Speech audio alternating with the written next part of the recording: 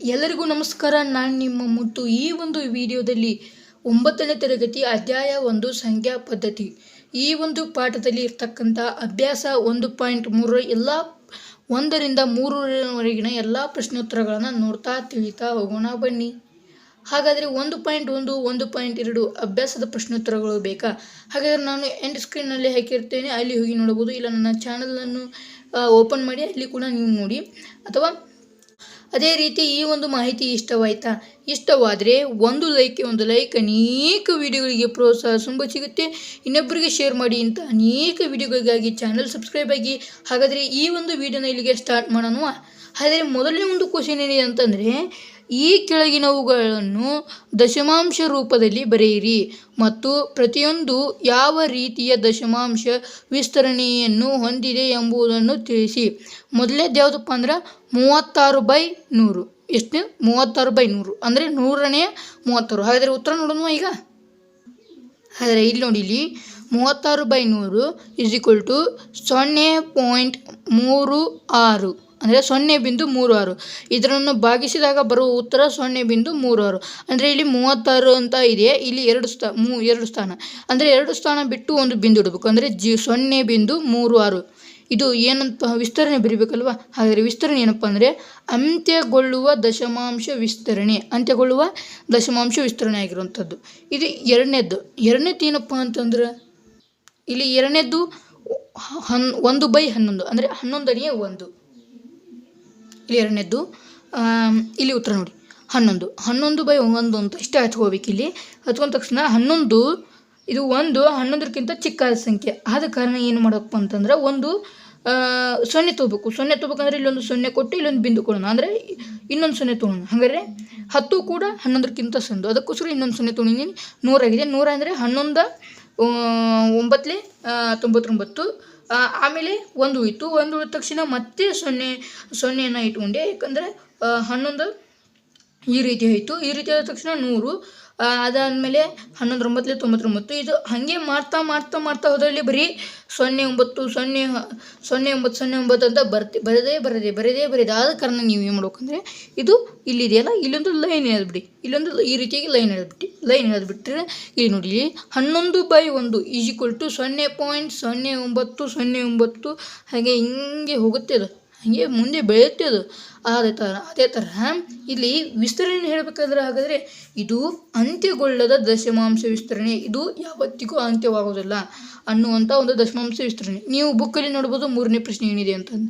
ಇಲ್ಲಿ 3ನೇ ಪ್ರಶ್ನೆ ಏನಂದರೆ 4.8ನೇ 1 ಅಂತ ಇದೆ. ಆದ ಕಾರಣ 4.8ನೇ 1 ನಾವೀಗ ಭಿನ್ನರಾಶಿ ರೂಪಕ್ಕೆ ತರಬೇಕು. ಅದೇ ಹೇಗೆ ಅಂತಂದರೆ, ಇಲ್ಲಿ ಇಂಟು ಮಾಡಬೇಕು, ಇಲ್ಲಿ ಮತ್ತೆ ಪ್ಲಸ್ ಮಾಡಬೇಕು. 8×4 32. 32 + 1 33 ಆಗುತ್ತದೆ. ಹಾಗಾದರೆ 8/33 ರೈಟ್ ಆನ್ಸರ್ ಆಗುತ್ತದೆ. ಆಯಿತಾ? ಹಾಗಾದರೆ ರೈಟ್ ಆನ್ಸರ್ ಆಗುತ್ತದೆ. ಇಲ್ಲಿ ನೋಡಿ, ಇಲ್ಲಿ ಭಾಗಾಕಾರನ ಮಾಡೋಣ. ಯಾವ ರೀತಿಯಾಗಿ ಅಂದರೆ 8 ಇಲ್ಲಿ 33 ಅಂತ ಹಚ್ಕೊಂಡು ಮಾಡೋಣ. ಎಷ್ಟು? 8×4 32. 8×4 ಇಲ್ಲೊಂದು 1 ಉಳಿತು. ಈಗ ಬಿಂದು ಕೊಡೋಣ. ಅಂದರೆ ಒಂದು 0 ಇಟ್ಕೊಂಡು ಬರುತ್ತೆ. 0 ಇಟ್ಕೊಂಡಿವಿ. ಹಾಗೆ 8×1 8. ಅದೇ ರೀತಿ 2 ಉಳಿತು. 2ಕ್ಕೆ ಮತ್ತೆ ಬಿಂದು ಇಟ್ಕೊಂಡಿದ್ದೀವಿ. 0 ತೊಗೊಳೋಣ. 8×2 16. 4 ಉಳಿತು. ಮತ್ತೆ ಒಂದು 0 ತೊಗೊಳೋಣ. 40 ಆಯಿತು. 8×5 40. ಆಗ ಶೇಷ ಸಂಪೂರ್ಣವಾಗಿ 0 ಬಂದಿದೆ. ಶೇಷ ಏನಾಗಿದೆ ನೋಡಿ, ಇಲ್ಲಿ ಸಂಪೂರ್ಣವಾಗಿ 0 ಬಂದಿದೆ. ಆದ ಕಾರಣ ಇದು ಏನಾಗುತ್ತಪ್ಪ ಅಂತಂದರೆ, ಇದು ಅಂತ್ಯಗೊಳ್ಳುವ ದಶಮಾಂಶ ವಿಸ್ತರಣೆ. ಇಲ್ಲಿ ವಿಸ್ತರಣೆ ಕೂಡ ಕೊಡಬೇಕಲ್ಲ. ಹಾಗಾದರೆ ಇದು ಅಂತ್ಯಗೊಳ್ಳುವ ದಶಮಾಂಶ ವಿಸ್ತರಣೆ ಆಗುತ್ತೆ. ಹಾಗಾದರೆ 4ನೇ ಲೆಕ್ಕ ಏನಂತ ನೋಡೋಣ. ಈಗ 1ರಿಂದ ಇದನ್ನು ನೋಡಿದ್ವಿ ಮತ್ತು ಇದನ್ನು ಕೂಡ ನೋಡಿದ್ವಿ. ಹಾಗಾದರೆ ಈಗ 3/13 ಈ ಒಂದು ಲೆಕ್ಕವನ್ನು ಬಿಡಿಸೋಣ. ನೋಡಿ, ಇಲ್ಲಿ 4ನೇ ಒಂದು ಲೆಕ್ಕ ನೋಡೋದಾದರೆ 3/13 13. ಇಲ್ಲಿ 30 ಅಂದರೆ 3 ಹಚ್ಕೊಂಡ್ರೆ ಇದು 13 3ಕ್ಕಿಂತ ಸಣ್ಣದಾಗುತ್ತಲ್ವ. ಆದ ಕಾರಣ ಇಲ್ಲಿ ನಾನು ಏನು ಮಾಡಿದ್ದೀನಪ್ಪ ಅಂದರೆ ಒಂದು 0 ತೊಗೊಂಡಿದ್ದೀನಿ. ಇಲ್ಲೊಂದು 0 ಇಟ್ಟು ಬಿಂದು ಇಟ್ಟಿದ್ದೀನಿ. 13 26 ಆಗುತ್ತೆ.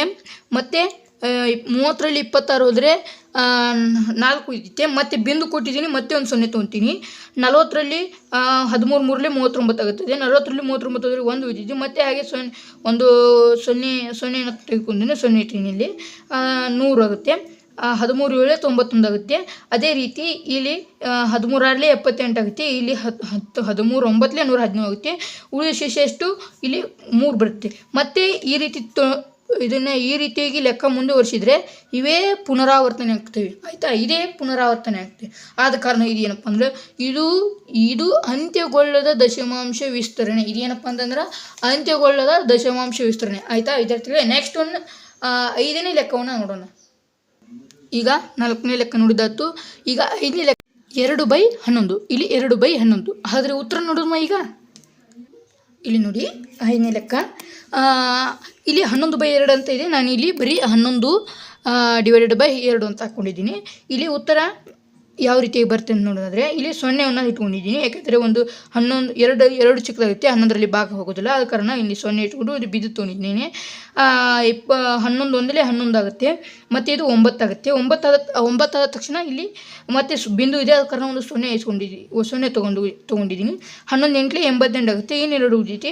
ಮತ್ತು ನಾವು ಇದನ್ನು ಪುನರಾವರ್ತನೆಯಾಗಿ ಲೆಕ್ಕ ಮಾಡ್ತಾ ಹೋದಂಗೆಲ್ಲ ಇದು ಪುನರಾವರ್ತನೆ ಆಗ್ತಾ ಹೋಗುತ್ತೆ. ಹಾಗಾದರೆ ಇದು ಹೇಳಿಕೆ ವಿಸ್ತರಣೆ ಏನಂದರೆ ಇದು ಅಂತ್ಯಗೊಳ್ಳದ ದಶಮಾಂಶ ವಿಸ್ತರಣೆ. ಇದೇನಪ್ಪ ಅಂದರೆ ಅಂತ್ಯಗೊಳ್ಳಲ್ಲ, ಇದು ಹಾಗೆ ಮುಂದೆ ಹೋಗ್ತಾ ಇರುತ್ತೆ. ಹೌದಲ್ವಾ? ಹಾಗಾದರೆ ಕೊನೆಯ ಲೆಕ್ಕ ಯಾವುದಪ್ಪ ಅಂತಂದ್ರೆ 321/400. ಈ ಒಂದು ಲೆಕ್ಕವನ್ನು ಈಗ ಮಾಡಿಬಿಡೋಣ. ಅಂದರೆ ಈ 1ನೇ ಪ್ರಶ್ನೆಯಲ್ಲಿರ್ತಕ್ಕಂಥ 6 ಲೆಕ್ಕಗಳ ಎಲ್ಲವೂ 6 ಲೆಕ್ಕಗಳ ಒಂದು ಉತ್ತರವನ್ನು ಬಿಡಿಸ್ದಂಗೆ ಆಗುತ್ತೆ. ಆಯಿತಾ?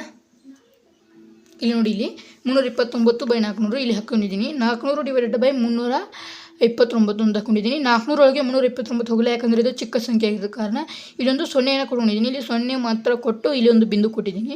ಬಿಂದು ಯಾಕಂದರೆ ನನಗೆ ಮುಂದೆ ಹೇಳ್ತೀನಿ. ಇಲ್ಲಿ 3200 ಅಂದರೆ 400 8 3200 ಆಗುತ್ತೆ. ಆದ ತಕ್ಷಣ ಇಲ್ಲಿ ಉಳಿಯೋದೆಷ್ಟು? 90 ಉಳಿತೈತಿ. 90 ಉಳಿದ್ರೆ 400ಕ್ಕಿಂತ ಇದು ಕೂಡ ಚಿಕ್ಕದಾಗುತ್ತೆ. ಅದಕ್ಕೆ ಬಿಂದು ಇಟ್ಕೊಂಡು ಒಂದು 900 ಮಾಡ್ತೀನಿ. ಅದು 4 2 800 ಆಗುತ್ತೆ. 800 ಆದ ತಕ್ಷಣ ಇದು 100 ಉಳಿದಿದೆ. 100 400ಕ್ಕಿಂತ ಚಿಕ್ಕ ಸಂಖ್ಯೆ. ಬಿಂದು ಇದೆ, ಆದ ಕಾರಣ ಇನ್ನೊಂದು 0 ತೊಗೊತೀನಿ. 1000 ಆಯಿತು. ಅಂದರೆ 407 800 ಆಯಿತು. ಮತ್ತೆ ಎಷ್ಟು ಉಳಿಯಿತು? 200 ಉಳಿಯಿತು. ಮತ್ತು ಬಿಂದು ಇದೆ, 0ನ ಕೊಟ್ಕೊಂಡಿದ್ದೀನಿ. 400 ಇಲ್ಲಿ 2000. ಉಳಿದ ಶೇಷ ಎಷ್ಟು ಬಂತಪ್ಪ ಅಂದರೆ ಪೂರ್ತಿಯಾಗಿ 0 ಆಗಿ ಬಂತು. 0 ಆದರೆ ಇದರ ವಿಸ್ತೀರ್ಣ ಏನಂದರೆ ಅದರಲ್ಲಿ ಉತ್ತರ 329/400 0.825. ಆದ ಕಾರಣ ಇದು ಅಂತ್ಯಗೊಳ್ಳುವ ದಶಮಾಂಶ ವಿಸ್ತರಣೆ. ಹಾಗಾದರೆ ಇದು ಅಂತ್ಯಗೊಳ್ಳುವ ದಶಮಾಂಶ ವಿಸ್ತರಣೆ. ಹಾಗಾದರೆ 2ನೇ ಲೆಕ್ಕ ನೋಡಿ. 1/7 ಅಂದರೆ = 0.1428557. ಇದು ಮೇಲೆ ಗೆರೆ, ಯಾಕೆಂದರೆ ಇದೇ ಪುನರಾವರ್ತಿತ ಆಗುತ್ತೆ ಅಂತ ಎಂದು ನೀವು ತಿಳಿದಿದ್ದೀರಿ. ದೀರ್ಘ ಭಾಗಾಕಾರವನ್ನು ಮಾಡದೆ 2/7 3/7 4/7 5/7 6/7 ಇವುಗಳ ದಶಮಾಂಶ ವಿಸ್ತರಣೆಯನ್ನು ನೀವು ಊಹಿಸಬಹುದೇ?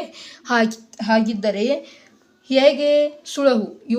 ಸುಳಿವು 7ನೇ ಒಂದರ ಬೆಲೆಯನ್ನು ಕಂಡುಹಿಡಿಯುವಾಗ ದೊರೆಯುವ ಶೇಷಗಳನ್ನು ಜಾಗರೂಕತೆಯಿಂದ ಅಭ್ಯಸಿಸಿ. ಏನಂದರೆ ಇದನ್ನು ದೀರ್ಘ ಭಾಗಾಕಾರವನ್ನು ಮಾಡದೆ ಇಷ್ಟುಗಳ ಉತ್ತರವನ್ನು ತೆಗಿಬೇಕು. ಹಾಗಾದರೆ ಉತ್ತರವನ್ನು ನೋಡೋಣ. ಇಲ್ಲಿ ಉತ್ತರ ನೋಡಿ ಯಾವ ರೀತಿ ಬರೀಬೇಕಂದ್ರೆ, ನಾನಿಲ್ಲಿ 7/2 = 2 × 1/7 ಅಂತ ಬರೀತೀನಿ. ಅಂದರೆ 2 ಒಂದಲೇ ಎಷ್ಟು? ಇದರಲ್ಲಿ ಉತ್ತರ ಬರೆದರೆ ಕೂಡ ಅಷ್ಟೇ ಬರುತ್ತೆ. 2 ಒಂದಲೇ 2 ಅಂತಲೇ ಬರುತ್ತೆ. ಆದ ಕಾರಣ ಇಲ್ಲಿ = ಮತ್ತು ಇಲ್ಲಿ ಇವನ್ನ ಗುಣಿಸಿದಾಗ ಎಷ್ಟಾಗುತ್ತೆ ಅಂದರೆ 0.285714 ಆಗುತ್ತೆ. ಅದೇ ರೀತಿ ಇವಿಷ್ಟನ್ನು ನಾನು ಮಾಡಿದ್ದೀನಿ. ಗುಣಿಸೋದು ಉತ್ತರ ಹಚ್ಚೋದು. ಇಲ್ಲಿ ನೋಡಿ 7/3 ಅಂತ ಹಾಕ್ತೀನಿ. 3 ಒಂದಲೇ 3 7 3 × 0 ಅದು ಎಷ್ಟೇ. ಇಲ್ಲಿ ಯಾವ ರೀತಿಯಾಗಿ ಇದನ್ನಿಷ್ಟು ಅದೇ ರೀತಿಯಾಗಿ ಹಚ್ಕೊಂಡಿದ್ದೀನಿ. ಇಲ್ಲಿ 0.42851 ಈ ರೀತಿಯಾಗಿ ಇದರಲ್ಲಿ ಉತ್ತರ ಬಂದಿದೆ. ಆದರೆ 3ನೇ 7/4 = 0.571428. 7/5 = 517. ಇಲ್ಲಿ ಈ ರೀತಿಯಾಗಿ ಉತ್ತರ ಇರುವಂಥದ್ದು. ಹಾಗಾದರೆ 3ನೇ ಒಂದು ಪ್ರಶ್ನೆ ನೋಡೋಣ.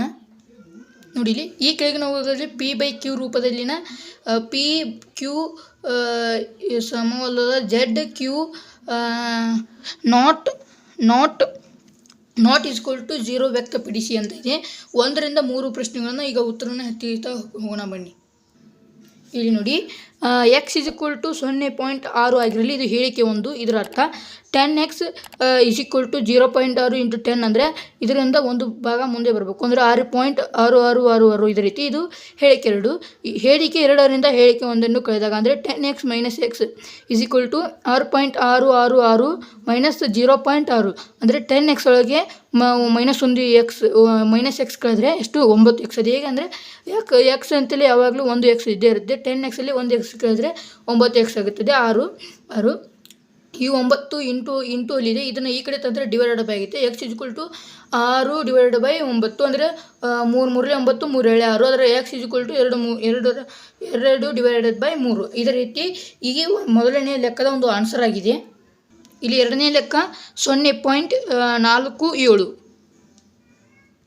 ಇಲ್ಲಿ ನೋಡಿ answer x is equal to 0.47 ಆಗಿರಲಿ ಅಂದರೆ ಇದು ಹೇಳಿಕೆ 1. 10x is equal to 0.47 into 10 is equal to ಇದನ್ನು ಗುಣಿಸಿದರೆ ಒಂದು ಬಿಂದು ಮುಂದೆ ಬರುತ್ತೆ ಅಂದರೆ 4.777. ಇದು ಹೇಳಿಕೆ 2. ಆದಮೇಲೆ ಇಲ್ಲಿ ಎಷ್ಟು ಸ್ಥಾನ 100 ಸ್ಥಾನದ ಲೆಕ್ಕ ಮಾಡಬೇಕು ಅಂದರೆ 100x is equal to 0.47 into 100 ಅಂದರೆ ಇದು 2 ಅಂಕಿ ಮುಂದೆ ಬರುತ್ತೆ ಅಂದರೆ ಬಿಂದು ಇಲ್ಲಿ ಬರುತ್ತೆ ಅಂದರೆ 47.7777 ಅಂದಂತೆ. ಇದು ಹೇಳಿಕೆ 3. ಹೇಳಿಕೆ 3ರಿಂದ ಹೇಳಿಕೆ 2 ಕಳೆದಾಗ 100x minus 10x is equal to ಅಂತ ಇಲ್ಲಿ ಬರೆದು ಇಲ್ಲಿ 90x ಆಗುತ್ತೆ. ಇಲ್ಲಿ ಮತ್ತೆ ಉಳಿದಿದ್ದು ಎಕ್ಸ್ ಬರುತ್ತೆ.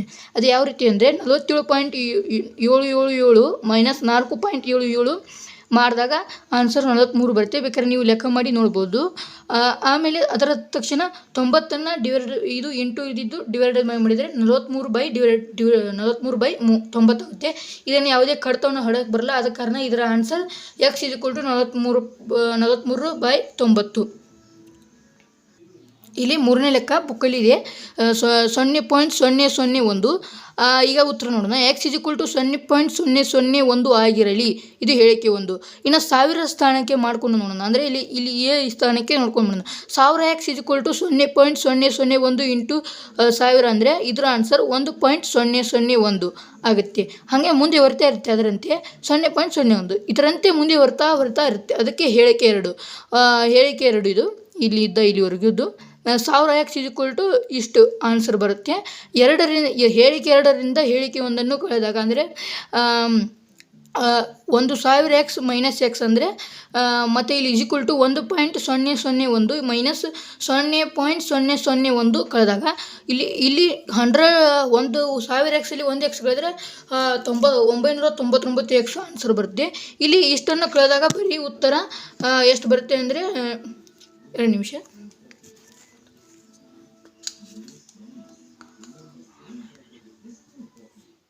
ಇಲ್ಲಿ 999x ಬರುತ್ತೆ. ಇಲ್ಲಿ ಆನ್ಸರ್ ಇದ್ರದ್ದು 1 ಬರುತ್ತೆ. ಎಕ್ಸ್ ಇದು ಇಂಟು ಇದ್ದಿದ್ದು ಡಿವೈಡೆಡ್ ಬೈ ಆದರೆ ಡಿವೈಡೆಡ್ ಬೈ 1 ಆಗುತ್ತೆ. X is equal to 1 divided by 999 ಇದರ ಆನ್ಸರ್ ಆಗುತ್ತೆ. ಈ ಒಂದು ವಿಡಿಯೋದಲ್ಲಿ ಅಭ್ಯಾಸ 1.3 1, 2, 3 ಪ್ರಶ್ನೆಗಳನ್ನು ತಿಳಿದಿದ್ದೇವೆ. ಮುಂದಿನ ಒಂದು ವಿಡಿಯೋದಲ್ಲಿ 4, 5, 6ರ ಒಂದು ಪ್ರಶ್ನೋತ್ತರಗಳನ್ನು ತಿಳಿಯೋಣ. ಹಾಗಾದರೆ ಈ ಮಾಹಿತಿ ಇಷ್ಟವಾದರೆ ಒಂದು ಲೈಕ್ ಅನೇಕ ವಿಡಿಯೋಗಳಿಗೆ ಪ್ರೋತ್ಸಾಹ ತುಂಬ ಸಿಗುತ್ತೆ. ಇನ್ನೊಬ್ಬರಿಗೆ ಶೇರ್ ಮಾಡಿ. ಇಂಥ ಅನೇಕ ವಿಡಿಯೋಗಳಿಗಾಗಿ ಚಾನಲ್ ಸಬ್ಸ್ಕ್ರೈಬ್ ಆಗಿ. ಹಾಗಾದರೆ ಮುಂದಿನ ವಿಡಿಯೋದಲ್ಲಿ ಸಿಗ್ತೀನಿ. ಧನ್ಯವಾದಗಳು.